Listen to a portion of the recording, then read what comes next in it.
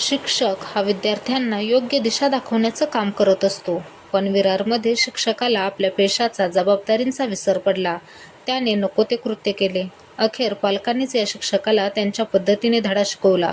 बदलापूर येथे शाळेत 2 चिमुकल्या मुलींवर झालेल्या अत्याचाराची घटना ताजी असतानाच आता विरारमध्ये असाच एक धक्कादायक प्रकार समोर आला आहे. खाजगी क्लासेस चालवणाऱ्या शिक्षकाची विरारमध्ये पालकांनी चक्क अर्धनग्न धिंड काढली आहे. क्लासमधील 9व्या इयत्तेत शिकणाऱ्या मुलीसोबत अश्लील वर्तन करून तिची छेड काढत असल्याचा पालकांचा आरोप आहे.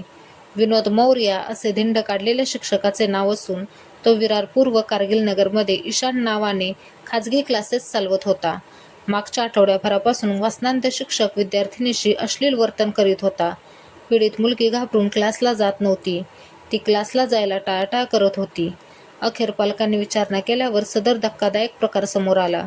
विरार पूर्व कारगिल नगर महाकाली मंदिराजवळ क्लासेसमध्ये हा प्रकार घडला आहे. काल दिनांक 29 ऑगस्टला संतप्त पालकांनी शिक्षकाला जाब विचारला. महिला पुरुषांनी त्याला पकडून मारहाण केली.